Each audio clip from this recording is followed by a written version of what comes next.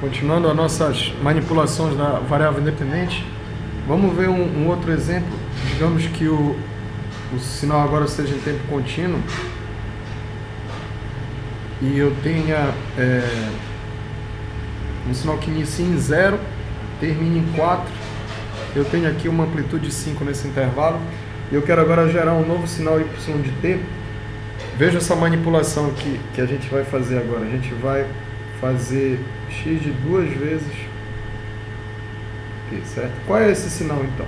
Como é que a gente denotaria um sinal que é obtido de um sinal de referência com essa manipulação da variável independente de multiplicar por um fator, né, que aí no caso é de 2, certo?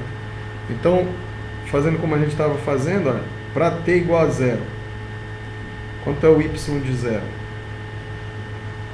Seria, substituindo aqui, para t igual a 0, a gente vai obter a amplitude desse sinal, ou seja, a gente vai saber quanto é a amplitude dele aqui na ordenada, fazendo a busca, né, já que 2 vezes 0 é 0, fazendo a busca na amplitude que o sinal tinha, o sinal de referência tinha também no t igual a 0. Então aqui é 5, certo?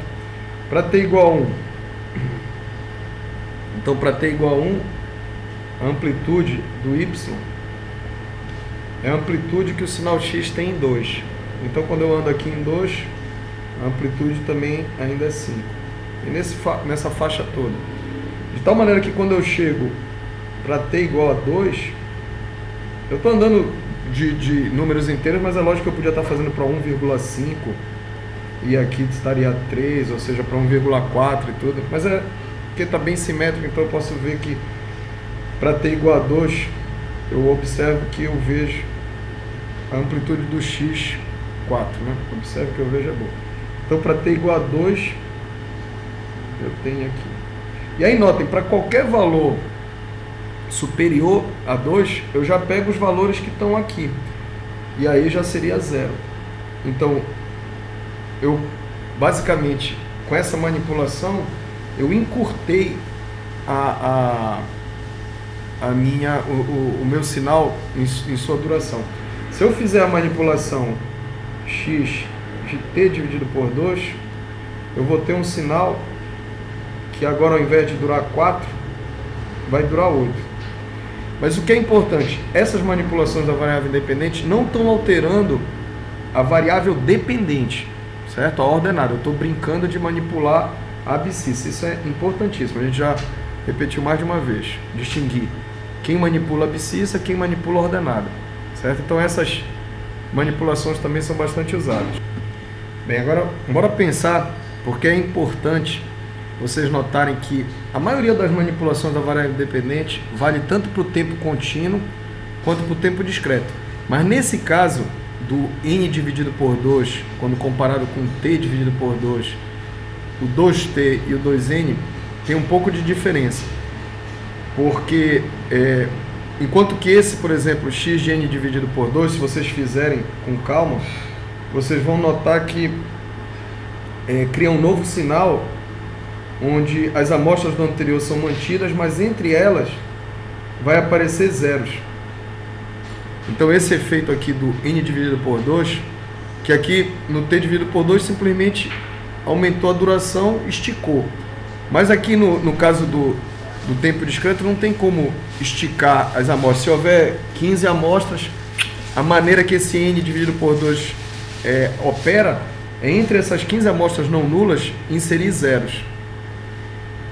E o 2 vezes n significa que, por exemplo, se o x de n tinha essas amostras aqui, gerar o x de 2n significa deixar essa sobreviver, que é par, matar essa daqui, a ímpar não sobrevive, essa sobrevive, essa não sobrevive, ou seja, eu crio um novo sinal considerando só as amostras que sobreviveram, as amostras pares.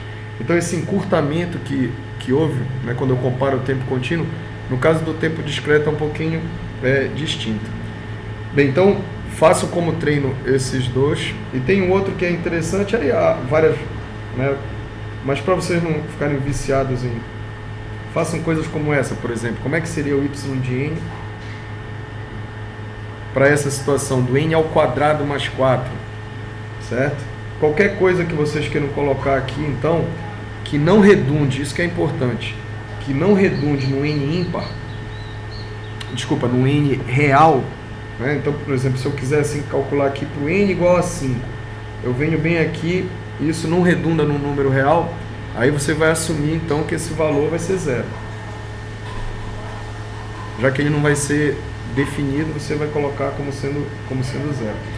Bem, então treinem isso. Uma outra coisa que eu queria chamar a atenção, que é parecido com essas manipulações, é a mudança da frequência de amostragem, né? Então mudar a frequência de amostragem do sinal é parecido com essas manipulações, porque essa daqui diminui o número de amostras, certo? Sai de um sinal e vai encurtá-lo, e esse daqui aumenta o número de amostras.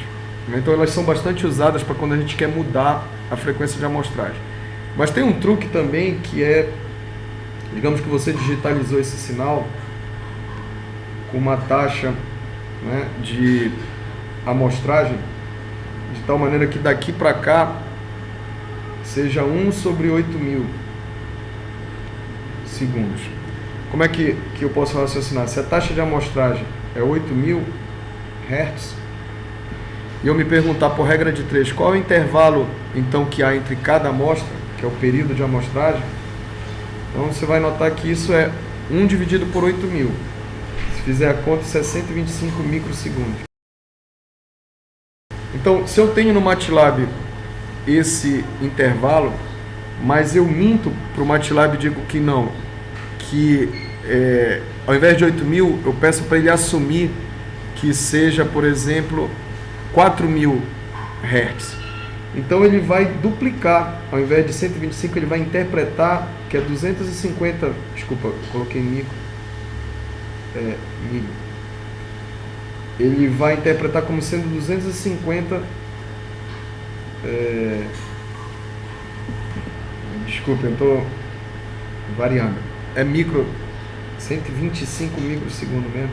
Pois bem, mas como eu estava explicando, se eu falar para o MATLAB que ao invés da frequência ser 8, eu dividi-la por 2, o período vai aumentar de 2. Então, quando ele mandar as amostras para o conversor que faz o papel inverso do ADC, que é o conversor DAC, de digital analógico, ele vai mandar com esse intervalo, a gente vai ver um som distinto. Então, dando uma olhada nisso, ó, digamos que eu tenha gravado esse sinal e eu sei que a frequência de amostragem que eu usei foi de 16...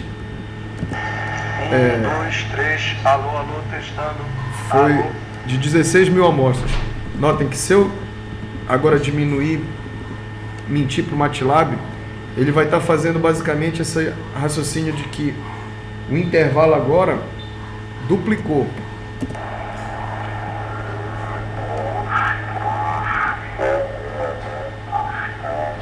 Porque esse efeito ele está mandando para o conversor de digital para analógico as amostras muito mais devagar.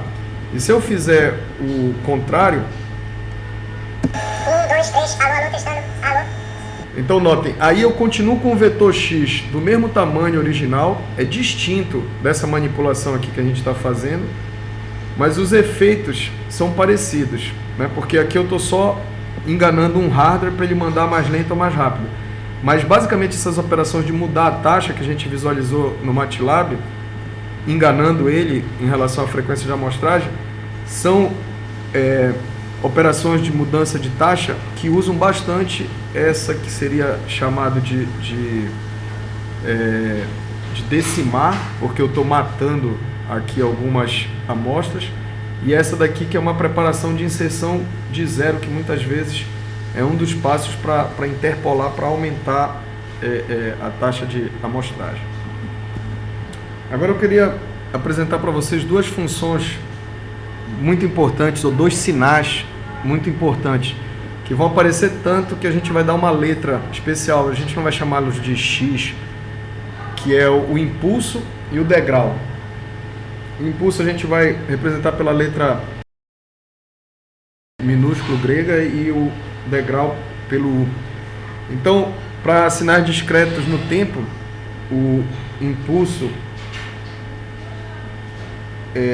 vai basicamente ser representado como um cidadão que, na hora que o N é 0, ele tem uma amplitude 1, e todos os demais instantes, a amplitude dele é 0, desde menos a mais infinito. Então, o nome é ilustrativo, esse seria o impulso unitário. No tempo contínuo, a matemática fica um pouco mais sofisticada, porque eu quero encontrar algo que me represente no instante t, que é 0, uma localização exatamente no tempo t igual a 0.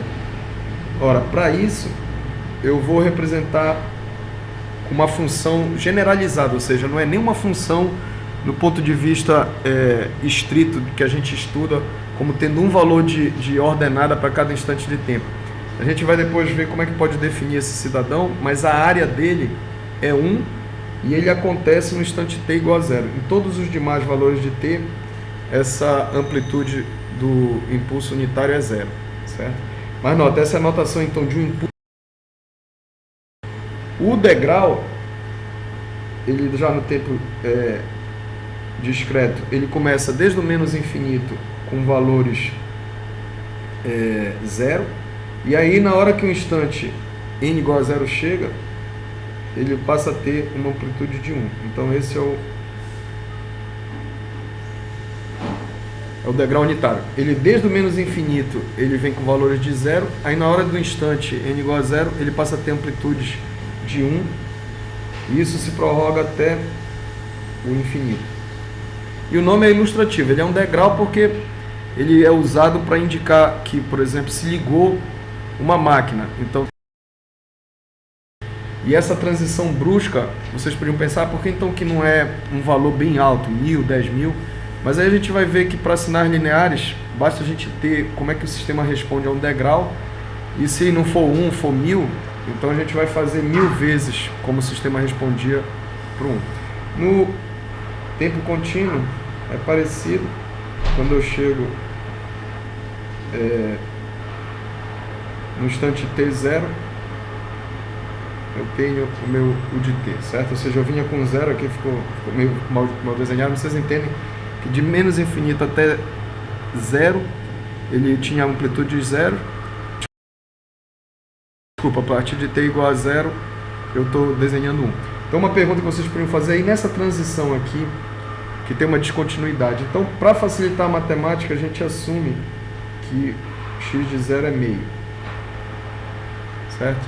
Ou seja, tem uma descontinuidade, a gente assume que nesse intervalo antes é 0, depois é 1, mas bem na transição a gente pode assumir que é meio, a gente não quer lidar com as dificuldades de matemática.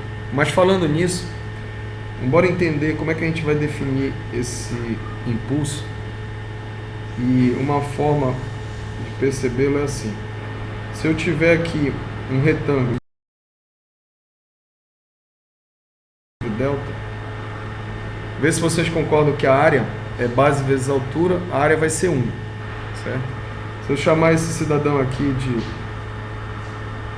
eu vou usar esse delta aqui dentro, eu posso dizer que esse meu impulso, ele é dado pelo limite, quando delta vai para 0, do cidadão que eu estou representando como...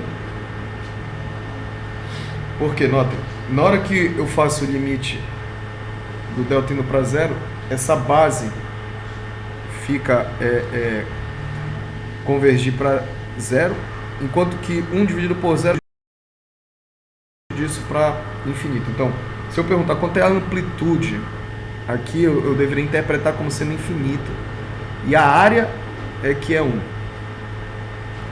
Há várias maneiras da gente motivar esse impulso, mas uma maneira que eu gosto de comentar é que em muitas funções de densidade, por exemplo, função densidade de probabilidade, eu quero localizar num valor que é real uma determinada massa de probabilidade, então eu uso o impulso. Quem já estudou isso vai ter uma percepção do que eu estou falando. Para o nosso curso, basta a gente ter esse entendimento que vai ser um artifício matemático para a gente lidar com sinais contínuos. Agora vamos dar uma atenção especial para esse amigo, que é o impulso unitário no tempo discreto. Bastante útil. Notem só, como eu tinha dito, ele é um x de n qualquer. Só que ele é tão importante que ele ganha uma letra, só para ele, certo? Então eu não preciso dizer o x de n, que é o impulso. Eu posso dizer simplesmente delta de n, vocês já sabem que é esse o sinal. Vamos treinar, manipular a variável independente dele, ou seja, quem é esse sinal aqui? Certo? Então, para eu interpretar esse sinal, eu posso entender que é um sinal que, na hora que eu for calcular o x de 0, eu coloco 0 aqui, então fica, quem é delta de menos 1? Menos 1 é 0, certo? Então eu venho bem aqui e boto 0. E quando eu calculo para n igual a 1, quem é o meu sinal na hora que o n igual a 1? É o delta de 0. Olha, o delta de 0 é o único momento que a amplitude dele é 1. E aí, moleque, faz silêncio aí. Então esse cidadão aqui é o degrau, desculpa, é o impulso deslocado de 1, como esse n-1 está indicando. Se eu fizer o delta de n mais 4, se eu for fazendo o mesmo raciocínio, eu vou ter esse impulso que antes acontece, delta de n acontece na origem, eu vou ter ele adiantado e acontecendo em menos 4, certo? E os outros valores todos como sendo de amplitude 0. Então pratiquem fazer esse deslocamento, se vocês não estão se sentindo seguros, mais devagar. Mas o fato, o que a gente está querendo é representar qualquer x de n. Eu tenho um x de n genérico, qualquer, com esses meus impulsos. Então, se eu tenho, por exemplo, um sinal que está assim, ó, ele aqui tem amplitude 5 e bem aqui tem amplitude 2. Vê se vocês concordam. Primeiro eu vou escrever formado por duas parcelas. Um impulso atrasado de 1 e multiplicado por 5.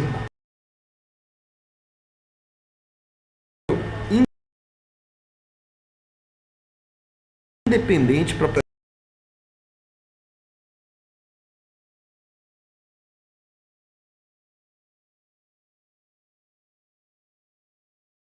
ela, que é 2 vezes de 3. Então, sabendo manipular os impulsos no sentido de variável independente, ou seja, deslocar quando eles acontecem, e também na sua ordenada, na amplitude dele, você pode pegar um sinal x de n genérico, está com uma soma de impulsos deslocados no tempo e escalados para que a amplitude bata com a que a gente está precisando.